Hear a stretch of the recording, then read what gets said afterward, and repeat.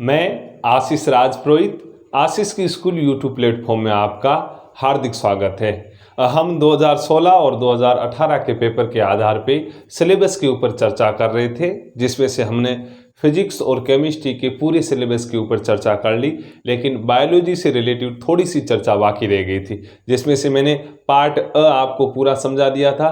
Part ब में मैंने आपको 4 इकाइयाँ समझा दी थी, बाकी जो बची 4 इकाइयाँ वो मैं आज आपके साथ डिस्कस करूँगा। चलो अपन शुरू करते हैं इकाइयाँ। ऑल ओवर देखें, 5वीं जो इकाई है उसका नाम है मानव तंत्रिका तंत्र। देखो मोस्टली वापस यहाँ आए अपन, भाग ब मैंने पिछली बार करवाया था, इस बार मैं करा रहा हूँ भाग ब पॉइंट ओ। वैसे मूवी आती है 2.0 या 2.0 इस टाइप, क्योंकि ब का आगे वाला पार्ट है। ठीक है, चलो इकाई 5 जिसका नाम है मानव तंत्रिका तंत्र यानी नर्वस सिस्टम ऑफ ह्यूमन। इसकी मैंने 2 सब यूनिट बनाई, जिसमें से पहली है मस्तिष्क, आंख, कान की संरचना, लेकिन इंग्लिश में कुछ और लिखा हुआ है आपके सिलेबस में।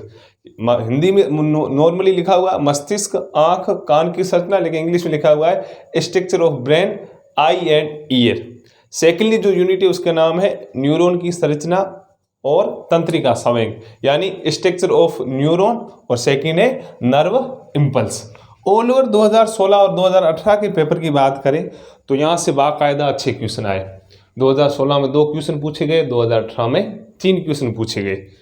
यदि मैं इन क्वेश्चनों की बात करूं कि कौन कौन से क्वेश्चन आए थे, तो वो क्वेश्चन थे, यदि मैं बात करूं 2016 की इस 5वीं यूनिट में जो 2 क्वेश्चन आए थे वो क्वेश्चन थे, एक तो क्वेश्चन आया था 2016 में, चलो एक क्वेश्चन आया था 2016 में ब्रेन से रिलेटिव यानी मस्तिष्क से रिलेटिव आया था कि जो मनुष्य का जो मस्तिष्क है इतना विकासशील क्यों है, इससे रिलेटेड कुछ आया था। भले उस क्वेश्चन को आप यहाँ पे रखो, भले आप इवोल्यूशन यानी उद्ध विकास में रखो, एक और यूनिट है उसमें रखो, बात सेम है, लेकिन मैंने मस्तिष्क के यानी ब्रेन के संदर्भ में उस क्वेश्चन को मैंने यहाँ पे रखा। सेकेंडली एक क्वेश्चन आया था 2016 में, वो आया था तंत्रिका से रिलेटिव यानी नर्व से रिलेटिव। वो पूछा था कि सबसे लंबी कौन सी क्रेनियल तंत्रिका, ऐसा कुछ पूछा था। यानी 2 क्वेश्चन आए थे 16 में। मैं 18 की बात करूं, 18 में ऑल ओवर 3 क्वेश्चन आए। कितने आए? 3, जिसमें से एक आया था मस्तिष्क यानी ब्रेन से रिलेटेड, कोई कथन वाला था। सेकेंड क्वेश्चन आया था एक और जो आया था कान से रिलेटेड। किससे? कान यानी ईयर से रिलेटेड। वो भी था कि हमारी कानों में जो ध्वनि का विभेदीकरण होता है वो किसके द्वारा किया जाता है, ऐसा कुछ क्वेश्चन था। और एक 2018 में क्वेश्चन आया था जो था सोडियम पोटेशियम पंप से रिलेटेड, और उसको हम पढ़ते हैं नर्व इम्पल्स में यानी तंत्रिका संवेग में पढ़ते हैं, तो उससे रिलेटेड आया था एक क्वेश्चन। तो 18 में 3 पूछे गए और 16 में 2 क्वेश्चन आए थे। यदि हम थोड़ा और आगे बढ़े तो इकाई नंबर 7 जिसका नाम है पेशीय तंत्र यानी मस्कुलर सिस्टम। इसकी एक सब यूनिट है जिसमें है लिखा हुआ है पेशियों के प्रकार एवं पेशीय संकोचन यानी टाइप्स ऑफ मसल्स। हालांकि वो भी इंग्लिश में थोड़ा इसमें मिस प्रिंटिंग है। सेकेंडली है मसल्स कॉन्ट्रैक्शन। 2016 में एक पूछा गया और 2018 में भी एक क्वेश्चन पूछा गया। यदि मैं 2016 की बात करूं तो 2016 में यहाँ से क्वेश्चन आया था हृदय पेशी से रिलेटेड। हृदय यानी हार्ट मसल्स होती है, उससे रिलेटेड कोई कथन कारण का आया था क्वेश्चन। और 2018 की बात करूं तो रेखीय पेशी के संकुचन से रिलेटेड कोई सही कथन चुनना था, उसके संदर्भ में एक क्वेश्चन आया था। इस 6ठी यूनिट से, 5वीं और 6ठी यूनिट से ऑल ओवर इतने क्वेश्चन थे। अब मैं यदि एनसीईआरटी की बात करूं तो एनसीईआरटी में आपको इन दोनों चैप्टर के लिए चैप्टर नंबर 20 यानी 20वां और चैप्टर नंबर शायद 21 है 21वां, 2 चैप्टर आपको इसके लिए पढ़ने हैं। यानी 5वीं और 6ठी यूनिट के लिए खास करके मैं बता दूं, यदि 5वीं यूनिट की बात करूं तो इसके लिए आप पढ़ोगे 21वां चैप्टर एनसीईआरटी क्लास 11th, और इसके लिए आप पढ़ोगे 20वां। उल्टा है, ठीक है। 6ठी यूनिट के लिए आप पढ़ोगे 20वां, 5वीं के लिए पढ़ोगे 21वां एनसीईआरटी क्लास 11th, 11वीं की एनसीईआरटी से। ठीक है, ये थी आपकी 5वीं और 6ठी यूनिट। हम थोड़ा और आगे डिस्कस कर रहे हैं। अपन समझते हैं इकाई नंबर 7 और इकाई नंबर 8। इकाई नंबर 7 का नाम है मानव में जनन तंत्र एवं मानव रोग, यानी reproductive system in human and human disease. और इसमें यदि मैं सब टॉपिक की बात करूं तो पहला है संरचना जनन स्वास्थ्य, यानी स्ट्रक्चर एंड रिप्रोडक्टिव हेल्थ। संरचना किसकी? मानव के जनन तंत्र, यानी जो रिप्रोडक्टिव सिस्टम होता है उसकी स्ट्रक्चर, भले मेल की बोलो या फीमेल जो ऑर्गन होता है उससे रिलेटेड। सेकेंडली है मानव में जीवाणु, वायरस, प्रोटोजोआ, कवक तथा हेलमिंथेस रोग, यानी disease in human caused by bacteria, virus, protozoa, fungi and helminths. यदि मैं 2016 और 2018 के पेपर की बात करूं, 16 में 2 क्वेश्चन आए और 18 में 3 क्वेश्चन आए। 16 में 2 क्वेश्चन थे जिसमें से लगभग आउट ऑफ एनसीईआरटी से रिलेटेड थे, 18 में थे तो बाकायदा लगभग एनसीईआरटी से मैच थे। यदि मैं क्वेश्चन की बात करूं, यदि मैं 2016 की बात करूं क्वेश्चन में, तो एक क्वेश्चन आया था इसमें इस टॉपिक में कि हीरोइन का सूत्र निम्न में से क्या होगा? किसका सूत्र? हीरोइन का। जिस प्रकार हम पढ़ते हैं चरस गांजा करके नाम सुना होगा आपने, हीरोइन का।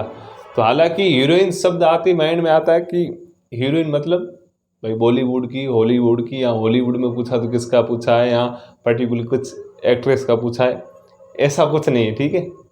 तो हीरोइन मतलब इसमें एक हीरोइन गांजा नाम सुना आपने, उससे रिलेटेड। देखो हालांकि अपन बात करें तो इस 7वीं यूनिट में ऐसा कुछ दर्शाया हुआ है नहीं, फिर भी एक क्वेश्चन आ गया, मतलब डायरेक्टली अपन देखें तो आउट ऑफ सिलेबस था जो हीरोइन का पूछा था। और सेकेंडली एक क्वेश्चन आया था HIV के प्रकार से रिलेटेड 2016 में, रोग पूछा था, वो था वायरस डिजीज से रिलेटिव, लेकिन वो पूछा था HIV का कौन सा प्रकार भारत में प्रमुख है, ऐसा कुछ करके, लेकिन एनसीईआरटी इतना मेंशन नहीं करते। हालांकि 2016 का जो पेपर था वो आउट ऑफ एनसीईआरटी था। एनसीईआरटी के हमारे 12th लेवल का ही नहीं था, जो बीएससी कर चुके थे उनसे भी बच्चों से नहीं हुआ, या नीट की जो प्रिपरेशन करके आए थे उनसे भी ये पेपर नहीं हुआ था। यदि मैं 2018 की बात करूँ तो 3 क्वेश्चन आए। 2018 में 3 क्वेश्चन में 2 क्वेश्चन आए थे मानव जनन तंत्र से रिलेटिव, जो 2 हार्मोन से उनसे रिलेटेड, यानी हार्मोन हम पढ़ते उनसे रिलेटेड। हालांकि मैंने हार्मोन को इसमें इसलिए मेंशन किया, हालांकि पीछे हमने जो शायद तीसरी या दूसरी यूनिट पढ़ी थी उसमें हमने एंडोक्राइन सिस्टम से रिलेटेड मैंने आपको बताया था, लेकिन मैंने वहाँ पे इन हार्मोन को मेंशन नहीं किया, मैंने यहाँ पे किया, क्योंकि हम अधिकांश जो ये 2 क्वेश्चन आए थे वो इस सिस्टम से रिलेटेड थे, इस कारण मैंने हार्मोन को यहाँ पे रिलेटेड कर दिया। तो 2 क्वेश्चन आए थे हार्मोन से रिलेटेड, और एक क्वेश्चन आया था रोग यानी डिजीज से रिलेटेड, जिसमें शायद पूछा था जीवाणु यानी बैक्टीरिया से होने वाले रोगों का कोई समूह दिया हुआ था, वो आपको पहचानना था। ये था इकाई नंबर 7 में। यदि मैं बात करूं इकाई नंबर 8 की, तो 2016 में कोई क्वेश्चन नहीं आया, 18 में लगभग एक क्वेश्चन आए। एक आया था बायोलॉजिकल एवोल्यूशन से रिलेटेड, कोई समजात होमोलोगस, पता नहीं क्या बोलते हैं, ऐसा कुछ इंग्लिश में मुझे भी पता नहीं, समजात अंग से रिलेटेड आया था। और एक अपन मान सकते हैं कि जंतु के आर्थिक महत्व से, यानी मूंगा सिल्क करके ऐसा कुछ पूछा था। कुल मिला के 2 क्वेश्चन आए थे 18 में, 16 में कुछ आया नहीं। अब मैं एनसीईआरटी की बात करूं तो आप कहां से पढ़ोगे? एनसीईआरटी इससे रिलेटेड आपको लेनी है क्लास 12th की एनसीईआरटी, 11th की नहीं, 12th की। 12th में भी यदि मैं एनसीईआरटी की बात करूं तो चैप्टर नंबर आप इसके लिए जैव विकास के लिए चैप्टर नंबर आप पढ़ोगे 7, 12वीं की एनसीईआरटी 12th की। इसके लिए आप पढ़ोगे 7वां, और इसके लिए डायरेक्टली एनसीईआरटी ने इतना मेंशन नहीं कर रखा है, फिर भी आप इसके लिए आप पढ़ोगे चैप्टर नंबर 9th। कौन सा पढ़ोगे? 9वां चैप्टर। और मैं इन दोनों या ऑल ओवर 7वीं यूनिट की बात करूं तो आपको इसके लिए 3रा नंबर चैप्टर, 4था नंबर चैप्टर, और आपको एक चैप्टर पढ़ना पड़ेगा चैप्टर नंबर 8। यानी इस 7वीं इकाई के लिए आपको 3 चैप्टर पढ़ने पड़ेंगे, 3रा, 4था और 8वां। ये है एनसीईआरटी के टॉपिक की बात करो। अब देखो थोड़ी बहुत और मैं बातें कहूँ, देखो मानव में जनन तंत्र एनसीईआरटी में देख लेना, ठीक ठाक दिया हुआ। जनन तंत्र से रिलेटेड जो रोग है वो भी आप एनसीईआरटी में देख लेना। जनन स्वास्थ्य अपने आप में पूरा एक चैप्टर है, हालांकि यहाँ पे थोड़ा सा मेंशन किया हुआ है, ये पूरा चैप्टर है। कौन सा? 4था नंबर चैप्टर है। तो ये इसमें आप पढ़ लोगे रोग से रिलेटेड, या आप अपन पढ़ते हैं एमटीजी नहीं, एमटीपी होता है, हाँ MTP होता है, मेडिकल टर्मिनेंसी प्रेगनेंसी ऐसा करके MTP इसमें पढ़ोगे आप। हम IVF इन विट्रो फर्टिलाइजेशन या रिप्रोडक्शन से रिलेटेड रोगों के बारे में इसमें पढ़ते हैं, तो ये आपको चौथे नंबर चैप्टर में मिल जाएगा पूरा, तीसरा यही है। और 8वें चैप्टर में इससे रिलेटेड मिल जाएगा। अब देखो 8वें चैप्टर को ठीक ठाक पढ़ना है, लेकिन ये जो रोग है मानव में रोग, जीवाणु, वायरस, प्रोटोजोआ, कवक तथा हेलमिंथी NCERT में इतने ज़्यादा डिस्क्राइब नहीं है, लेकिन गारंटी के साथ कहता हूँ 1 या 2 क्वेश्चन इससे आएंगे कैसे? आपको नीचे ऑप्शन दिया जाए कि निम्न में से कौन सा वायरस द्वारा होने वाला रोग है, या निम्न में से कौन सा प्रोटोजोआ द्वारा होने वाला रोग है, ऐसा कुछ आ सकता है जो NCERT में इतना मेंशन है नहीं।